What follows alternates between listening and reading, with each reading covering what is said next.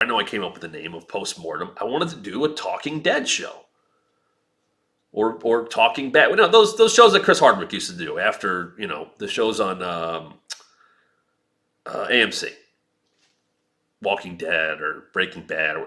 We wanted to do like a post show to that because here's this unbelievable look at a guy that we have never gotten that deep of a look at. And now I have all these questions. So we did 5 episodes. Sam was on, Shane McMahon was on, Michelle McCool was on, Shawn Michaels was on, and AJ was on. And the 5 episodes went with the 5 episodes of Last Ride. They were not promoted very well. I was not happy about that. They aired on the network and they aired on Nashville. Or not Nashville, as I read somebody bringing up Eric Young, Robbie Hockey. They aired on Peacock or the network and they aired on YouTube. So the second episode is Shane. And Shane I don't know Shane at all. I had never interacted with him. He wasn't really around much to talk to, whatever. And I get a heads up, hey, he could be a little tough. He did come across more intimidating than I would have guessed. I thought Shane was a little more laid back. And all we were told was, hey, did you read the article I wrote? I was like, Shane wrote an article. He had written an article that didn't get a lot of pub for ESPN about Taker and his relationship.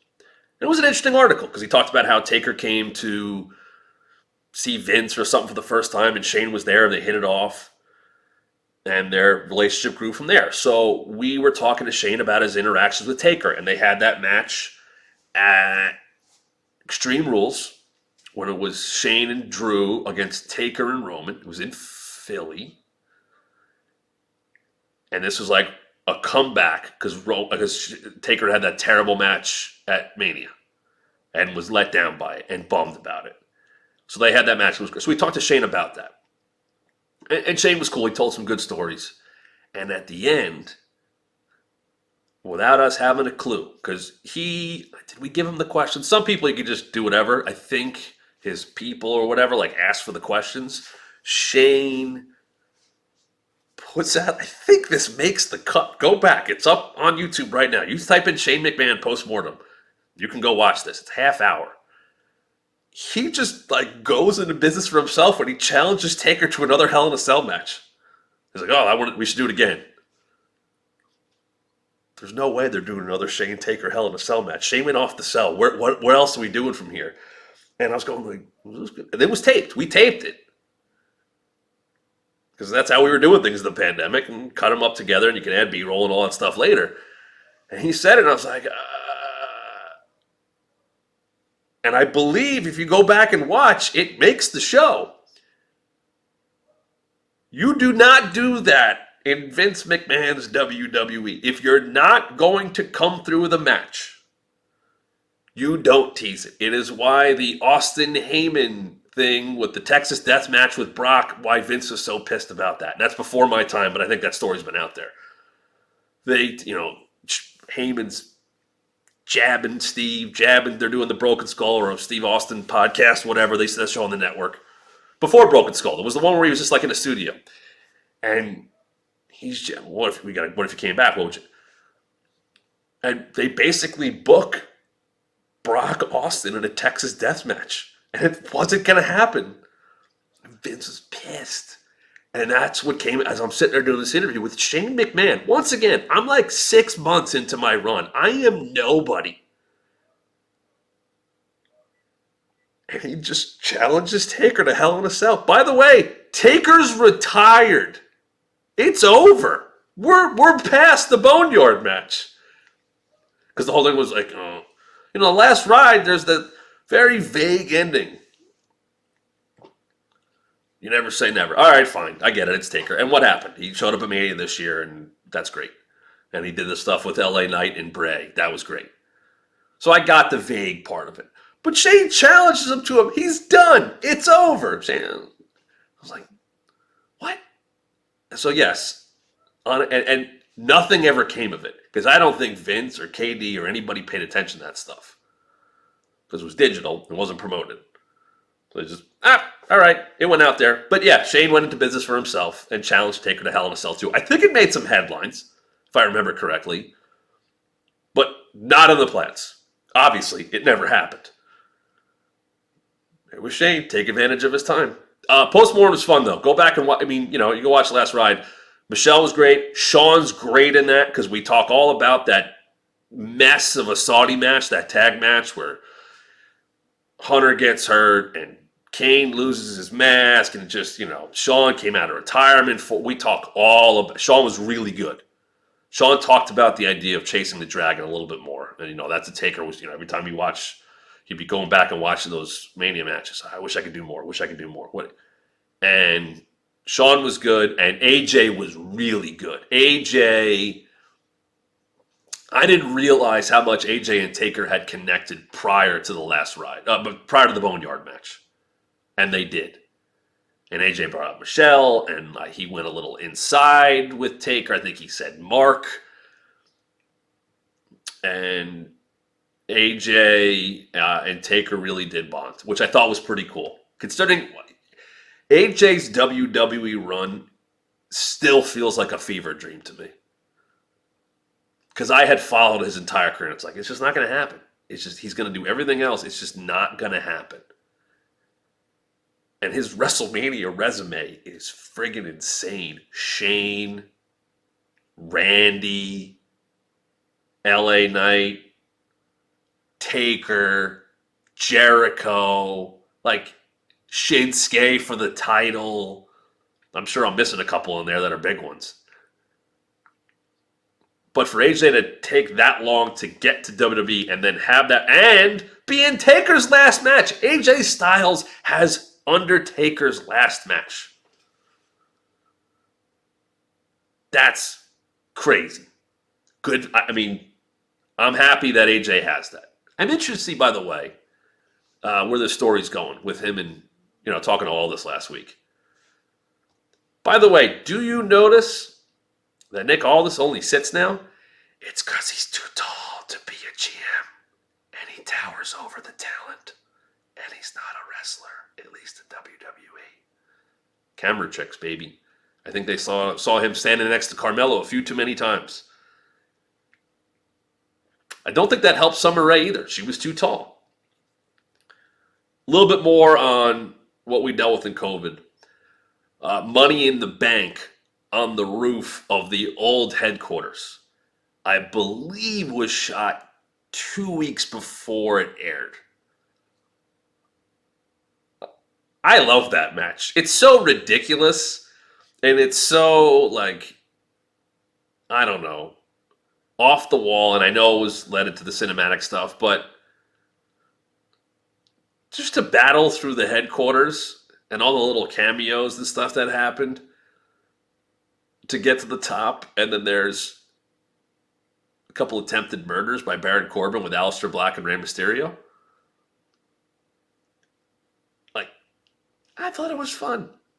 The Nia and Otis squash and Heyman there and Brother Love and there's a Taker tease with AJ or whatever. Remember AJ came back for that match because he had been buried. He came back for that match, and then he gets Butterfingers on top. That's a fun. You know what? Some of that's the best of the pandemic to me. They made that work. They shot, I believe, went late to the night. It was cold, if I remember hearing correctly, but they made the most of it. That's when they tried to reload Otis, which just wasn't going to happen without fans. I mentioned the last man standing match. They took the Edge Orton match that they basically battled through the NXT warehouse, and then they did the greatest wrestling match ever. And we had to say greatest wrestling match ever so many times. So many times. I remember getting the verbiage for the horror show at Extreme Rules, and that changed a few times. I think it literally changed a couple of times over the course of the build for the show. It's the horror show at Extreme Rules. Cool. There goes there goes Ray's eye, which was supposed to be way worse, but the prosthetic, I think, looked like crap, so they didn't go with it. Probably a good call. And we just kept going. And I did Dream Match Mania so we could promote the game. And that's I did a few, like the big one I think everybody knows about because you saw the clip. If you haven't seen the clip, thank God for Big E. I told this story the other day. Big E and Kofi watched Goldberg and Big E.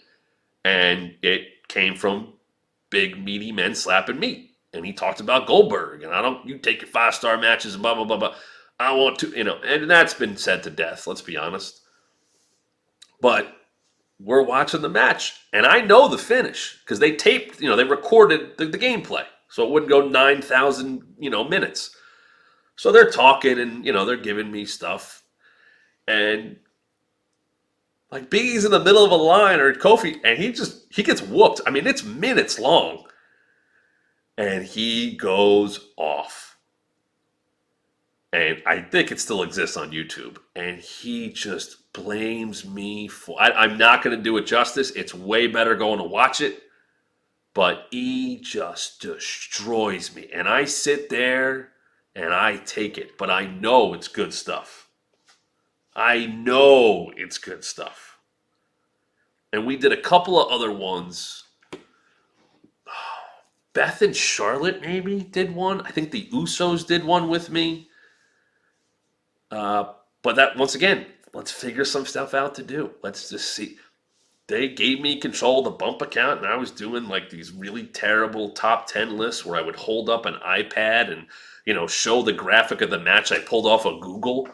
Here's my top, we would do, here's my top 10 Mania matches. Or, hey, here are these matches that I was trying to promote to the network. And I got somebody from the network team. And I was like, hey, are these available? Oh, we're just adding these. And I would give like match recommendations out. We were just trying stuff. And I think that's a great thing in the world of wrestling and creative. You just see what works. They didn't have an option. They had to see what works. And I remember we got praise from Stephanie down the line. Once things were getting back to normal, she shouted out the Bump team and Digital for being able to make a lot of content during that time. And think about this, because you had people, like, they basically, in these offices, had edit suites. And a lot of that stuff then had to, like, get installed on people's home laptops or whatever so they could edit. And you had people streaming the shows from home, domestically, international. Like, those people had to make that happen from home. I'm sure that still happens. They had to edit stuff we would tape bumps on Tuesdays, and people would work from home, and they're all communicating with each other to put that stuff together. A lot of people were able to figure things out. The company was able to figure a lot of things out. And then it was like, the hybrid schedule, and we don't have to have people in. They figured that kind of stuff out. And I think some things were birthed from that, being able to shoot things wherever you were.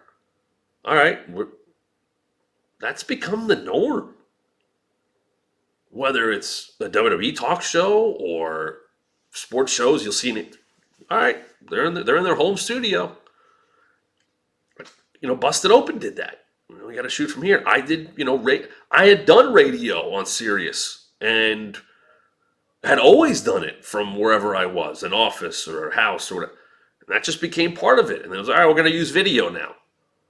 That's why Busted Open's, showing Zooms and the clips are coming out. Even though it's behind a paywall, this is how we had to communicate. It's what he had to do. That stuff stuck around. So there is a lot of that I still think lives to this day. And, there was a time after a few months that it was like, I know we need to shoot these bumps. Is it okay if I come in literally just for the day to shoot it? And that'll be it. And we were doing that. And there was a handful of us, literally like 6 to 8 people that would come back into Stanford and do whatever we could. And there was maybe an exec or two who would show up here and there. And that place was a ghost town because it had to be. But I had to, at some point, I remember early in this, I was like, listen, if I'm going to come in to do this, can I get a COVID test if I'm going to risk myself? And there was initial pushback on that. It was like, well, not enough people are asking for them. I was like, I don't matter? I'm the one that's going to be on, continue to make the comment. where we have a lot of money here. Can I get a COVID test if I'm coming in? And I did. I'm going to pull up to the same doctor's office once a week, get my test, have to wait, get told, okay, you're good. And we go to work.